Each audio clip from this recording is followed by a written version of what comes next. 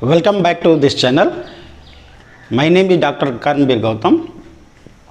आज हम लोग बात करेंगे ब्लड के बारे में। ब्लड आप लोग जानते ही होंगे, कहीं भी कट जाता है शरीर में तो वहाँ से ब्लड निकलने लगता है। और ब्लड का कलर कैसा होता है? रेड होता है, ब्राइट रेड होता है, देखा होगा। और इसका पीएच अगर ब्लड की बात करें तो 7.4 होता है। अगर ब्लड की वॉल्यूम की बात करें कि हम लोगों की बॉडी में ब्लड कितना पाया जाता है, तो हम लोगों की बॉडी के वेट के 7 to 8% बॉडी वेट हम लोगों का ब्लड पाया जाता है। अगर केजी की बात करें तो 75 ml ब्लड पर केजी पाया जाता है। ये वेरी करता है। अगर फीमेल की बात करें तो 65 ml पर केजी ब्लड पाया जाता है उनके शरीर में। अगर बच्चों की बात करें तो उनमें 80 ml पर केजी ब्लड पाया जाता है। तो इस तरह से वेरी करता है। तो आपको ये पता चल गया कि अगर बॉडी का 7 to 8% अगर बॉडी वेट है, उसका बॉडी वेट का 7 to 8% ब्लड पाया जाता है। तो इस हिसाब से देखें तो 70 kg के मैन में लगभग 5.6 लीटर ब्लड पाया जाता है। तो ये तो हो गई ब्लड की बात। अब हम लोग ये देखेंगे कि ब्लड के कंपोनेंट क्या क्या हैं। तो अब बात करेंगे कंपोनेंट की। तो कंपोनेंट की बात करने के लिए इसको सेंट्रीफ्यूज करते हैं। तो ब्लड अगर टेस्ट ट्यूब में लिया है इस तरह से, तो इस ब्लड को क्या करते हैं? सेंट्रीफ्यूज करते हैं। सेंट्रीफ्यूज मतलब घुमाते हैं 1 RPM पर, रिवोल्यूशन पर मिनट के हिसाब से। तो 10 मिनट के लिए सेंट्रीफ्यूज कर देते हैं, लगभग 2000 RPM के आसपास पे। तो ये क्या होता है कि इस तरह से सेपरेट हो जाता है, 2 भाग में सेपरेट हो जाता है। अपर लिक्विड पार्ट एक्वस पार्ट में हो जाता है और नीचे साइड में सॉलिड भाग आ जाता है। तो इस तरह से सेपरेशन हो जाता है 2 भाग में। ऊपर वाले भाग को कहते हैं प्लाज्मा और नीचे वाले भाग को कहते हैं फॉर्म्ड एलिमेंट, या ब्लड सेल्स कहते हैं, या इसको ब्लड कॉर्पस्कल्स भी कहते हैं। तो लगभग प्लाज्मा जो होता है ये होता है 55% और जो फॉर्म्ड एलिमेंट 45%। अब हम लोग सबसे पहले बात करेंगे कि प्लाज्मा क्या होता है। प्लाज्मा में 92% वाटर होता है। और इसके अलावा क्या क्या होता है प्लाज्मा में? प्लाज्मा प्रोटीन पाए जाते हैं 6 to 8%। प्लाज्मा प्रोटीन में कौन कौन से प्रोटीन होते हैं? प्लाज्मा प्रोटीन में सबसे पहला जो प्रोटीन है एल्बुमिन है, ये सबसे ज़्यादा पाया जाता है। और इसका काम है ऑस्मोटिक प्रेशर को मेंटेन करना ब्लड के, और पीएच मेंटेन करना ब्लड का। तो ये एल्बुमिन प्रोटीन का फंक्शन है ब्लड में। इसके अलावा दूसरा इंपॉर्टेंट जो प्रोटीन पाया जाता है ब्लड का, ग्लोबुलिन्स प्रोटीन होते हैं। ग्लोबुलिन प्रोटीन्स जो होते हैं ये 3 तरह के होते हैं, अल्फ़ा, बीटा, गामा। जो गामा ग्लोबुलिन प्रोटीन होते हैं वो एंटीबॉडी होते हैं और ये हमारे प्रतिरक्षा तंत्र, हमारे डिफेंस सिस्टम में काम आते हैं। इसके अलावा थर्ड जो होता है फाइब्रिनोजन होता है। फाइब्रिनोजन प्रोटीन पाया जाता है और ये फाइब्रिनोजन प्रोटीन जो ब्लड में पाया जाता है ब्लड कोआगुलेशन में हेल्प करता है।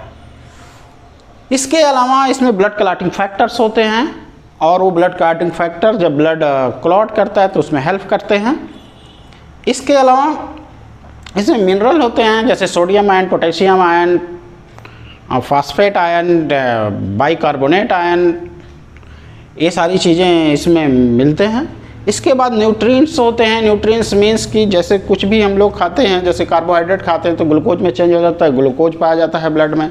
अगर हम लोग प्रोटीन खाते हैं तो अमीनो एसिड में चेंज हो जाता है डाइजेस्ट होने के बाद, और एब्जॉर्ब होने के बाद ब्लड में जाता है। तो वो ब्लड में जाने के बाद क्या हो जाता है? अमीनो एसिड में एब्जॉर्ब हो जाता है अमीनो एसिड के रूप में। तो अमीनो एसिड भी पाया जाता है। इसके अलावा लिपिड पाया जाता है, फैटी एसिड इसमें लिपिड पाया जाता है। लिपिड का एक एग्जाम्पल है कोलेस्ट्रॉल। तो अगर बात करें कि ग्लूकोज कितना ब्लड में पाया जाता है, तो ग्लूकोज पाया जाता है ब्लड में देखेंगे तो 80 to 100 mg पर 100 ml पाया जाता है। 80 to 100 mg पर 100 ml ब्लड ग्लूकोज पाया जाता है। अगर ब्लड ग्लूकोज का लेवल वेरी करता है 60 60 mg टू 180 mg के बीच में अगर है तो नॉर्मल है, सम टाइम में बढ़ जाता है। खाना डाइट लेने के बाद just glucose level high peak पे होता है, और अगर भूखे रहें तो लो पीक होता है।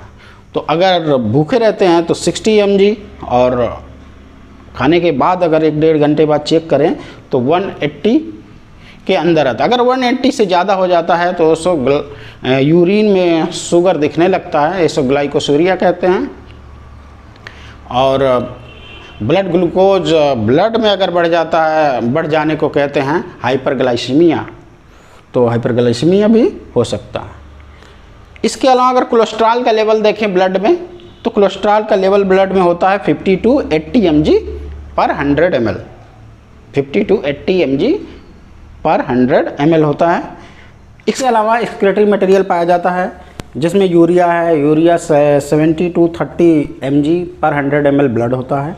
इसके अलावा देखें तो अदर कंपोनेंट पाए जाते हैं, जैसे हार्मोन इसमें ब्लड में पाए जाते हैं, एंजाइम ब्लड में पाए जाते हैं, गैसेस पाए जाते हैं, जैसे ऑक्सीजन पाया जाता है, कार्बन डाइऑक्साइड पाया जाता है। तो इस अब हम लोग बात करेंगे फॉर्म्ड एलिमेंट के बारे में। जो फॉर्म्ड एलिमेंट है या ब्लड सेल्स है, या इसे कहते हैं ब्लड कॉर्पस्कल्स, ये बोन मैरो में बनता है स्टेम सेल से। बोन मैरो में जो रेड बोन मैरो है उसमें स्टेम सेल्स होता है, उससे फॉर्म्ड होते हैं, इसीलिए इनको कहते हैं फॉर्म्ड एलिमेंट कहते हैं। ये 3 तरह के होते हैं फॉर्म्ड एलिमेंट, जैसा कि आपने देखा है कि ये है आरबीसी है, यहाँ ब्लड प्लेटलेट्स हैं, और ये WBC है, वाइट ब्लड सेल्स है। तो तीन भाग में हम लोग डिवाइड कर सकते हैं। ब्लड कॉर्पस्कल्स 3 तरह के होते हैं, जिसे कहते हैं एरिथ्रोसाइट, इसे आरबीसी भी कहते हैं, रेड ब्लड सेल्स या रेड ब्लड कॉर्पस्कल्स भी कहते हैं। इरिथ्रो मीन्स रेड होता है इसलिए।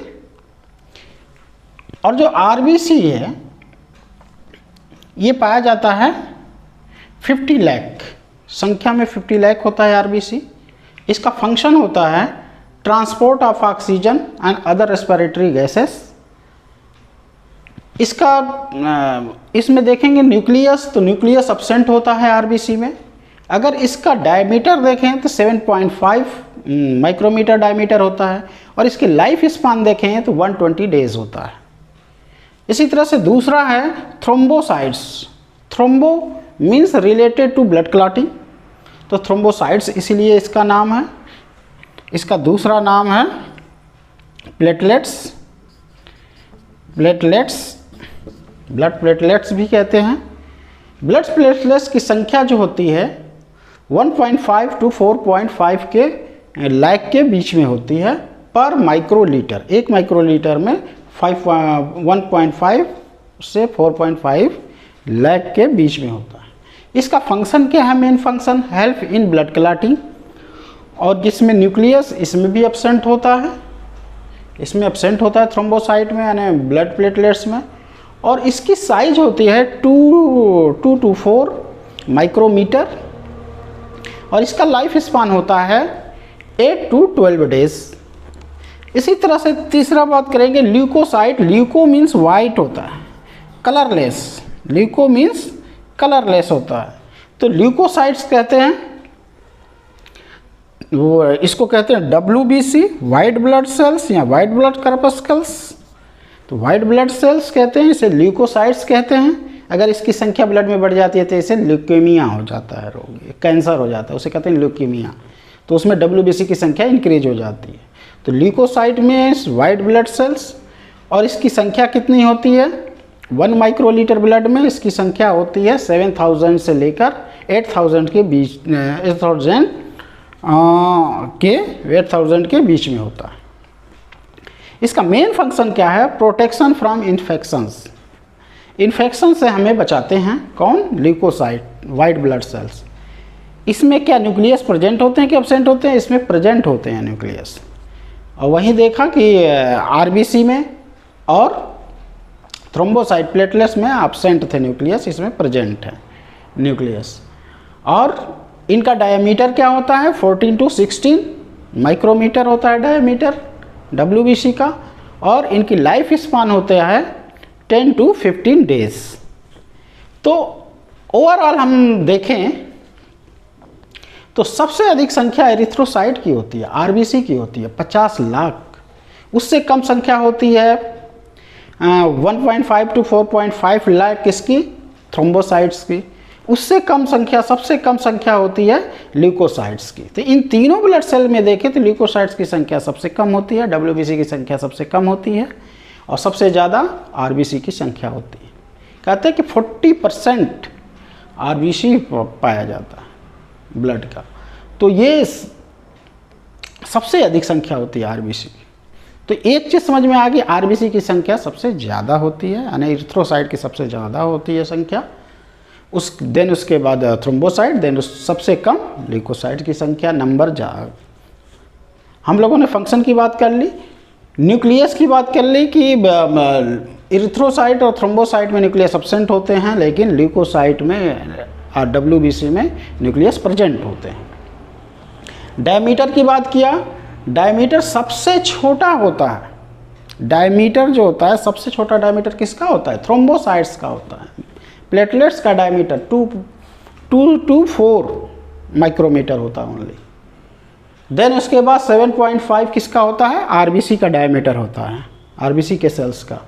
और सबसे बड़ा डायमीटर किसका होता है, WBC का डायमीटर होता है 14 to 16 माइक्रोमीटर। अब हम लोग बात करेंगे लाइफ स्पान की। ब्लड प्लेटलेट्स का लाइफ स्पान सबसे कम, सबसे अधिक लाइफ स्पान RBC का है। उसके बाद सबसे ज़्यादा लाइफ स्पान RBC का 120 डेज। सबसे कम लाइफ स्पान होता है किसका, ब्लड प्लेटलेट्स का। कितना होता है, 8 to 12 डेज। और WBC का लाइफ स्पान कितना होता है, 10 to 15 डेज। अब हम लोग बात करेंगे WBC के बारे में। WBC दो तरह के होते हैं, ग्रेनुलोसाइट एंड एग्रेनुलोसाइट। ग्रेनुलोसाइट में ग्रेन्यूल्स पाए जाते हैं और एग्रेनुलोसाइट में ग्रेन्यूल्स नहीं पाए जाते हैं।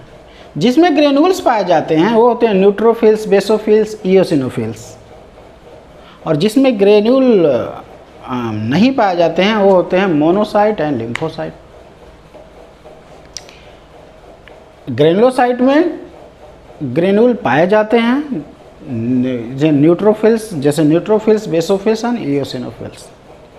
सबसे पहले हम लोग देखते हैं परसेंटेज। सबसे अधिक न्यूट्रोफिल्स पाए जाते हैं हम लोग बॉडी में, लगभग WBC में सबसे अधिक जो WBC पाई जाती है, कौन सी WBC पाई जाती है, लार्जेस्ट अमाउंट में न्यूट्रोफिल्स पाई जाती है 60 to 65%। देन उसके बाद लिम्फोसाइट पाया जाता है 20 to 25%। देन मोनोसाइट पाया जाता है 2 to 8%। Then eosinophils 2 to 3% and सबसे कम जो पाया जाता है परसेंटेज में बेसोफिल्स पाया जाता है। अब बात करेंगे कि ग्रेन्यूल्स। तो ग्रेन्यूल्स न्यूट्रोफिल्स, बेसोफिल्स, इओसिनोफिल्स में पाया जाता है और मोनोसाइट, लिम्फोसाइट में नहीं पाया जाता है। न्यूक्लियस की बात करेंगे तो इसकी न्यूक्लियस जो होता है न्यूट्रोफिल्स की, ये मल्टी लोब्ड न्यूक्लियस होता है। अगर बेसोफिल्स की न्यूक्लियस की बात करें तो एस शेप्ड न्यूक्लियस होता है। अगर इओसिनोफिल्स की न्यूक्लियस की बात करें तो बाई लोब्ड न्यूक्लियस होता है। अगर मोनोसाइट की न्यूक्लियस की बात करें तो बीन शेप्ड न्यूक्लियस होता है, या यू शेप्ड न्यूक्लियस होता है कह सकते हैं, या किडनी शेप्ड न्यूक्लियस होता है। अगर लिम्फोसाइट की बात करें तो राउंड शेप्ड न्यूक्लियस होता है। अगर ये पता करें कि बनता कहाँ है, तो ये सभी न्यूट्रोफिल्स, बेसोफिल्स, इओसिनोफिल्स, मोनोसाइट ये सभी बनते हैं बोन मैरो में। लेकिन लिम्फोसाइट्स बनते हैं कहाँ, लिम्फेटिक ग्लैंड में बनते हैं, जैसे spleen, lymph nodes, thymus, tonsil, उसमें बनते हैं कौन, लिम्फोसाइट्स। लाइफ स्पान की बात करें तो बहुत ही कम लाइफ स्पान, न्यूट्रोफिल्स की लाइफ स्पान 12 आवर होती है और बेसोफिल्स की भी 14 आवर इसकी होती है। मोनोसाइट और लिम्फोसाइट की 12 आवर, मतलब 1 वीक के आसपास हो सकता है या मंथ भी हो सकता है। फंक्शन की बात करें सबसे इम्पॉर्टेंट है तो न्यूट्रोफिल्स का फंक्शन है फैगोसाइटोसिस। बैक्टीरियल इन्फेक्शन में फेगोसाइटोसिस की संख्या और ज़्यादा बढ़ जाती है। इसे फर्स्ट लाइन ऑफ डिफेंस भी बोलते हैं। इसमें सबसे इम्पॉर्टेंट भूमिका निभाता है न्यूट्रोफिल्स। बेसोफिल्स जनरली इसमें इन्फ्लेमेशन जब बॉडी में होता है तो बेसोफिल्स की संख्या बढ़ जाती है। यानी बेसोफिल्स क्या सिक्रीट करता है? HHS means histamine, heparin and serotonin. Eosinophils allergic reaction जब होता है तो इओसिनोफिल्स की संख्या बढ़ जाती है। ये parasitic reaction, bacterial infection, allergic reaction में इओसिनोफिल्स की संख्या बढ़ जाती है। मोनोसाइट्स सबसे लार्जेस्ट साइज में सबसे बड़ा है WBC, और इसका काम फैगोसाइटोसिस, और ये बैक्टीरियल, वायरल, फंगस इन्फेक्शन में इसकी संख्या बढ़ती है, यहाँ उसमें वर्क करता है। लिम्फोसाइट्स दो तरह के होते हैं, T लिम्फोसाइट, B लिम्फोसाइट। जो T लिम्फोसाइट है 75% होता है, ज़्यादा होता है, और जो B लिम्फोसाइट है 25% होता है। B लिम्फोसाइट को ह्यूमोरल वो डायरेक्ट वो अटैक नहीं करता है एंटीजन पर, पहले वो एंटीबॉडी बनाता है, वो ब्लड में जाता है, इसीलिए उसे ह्यूमोरल इम्यूनिटी कहते हैं। T लिम्फोसाइट को कहते हैं सेलुलर इम्यूनिटी कहते हैं। तो अभी आप चैनल पे नए हों तो इसे सब्सक्राइब करें, शेयर करें एंड लाइक करें। Thank you.